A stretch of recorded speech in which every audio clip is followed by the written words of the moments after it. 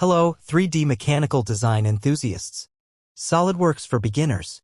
Today's video tutorial shows how to create a 3D model using SolidWorks. Enjoy watching.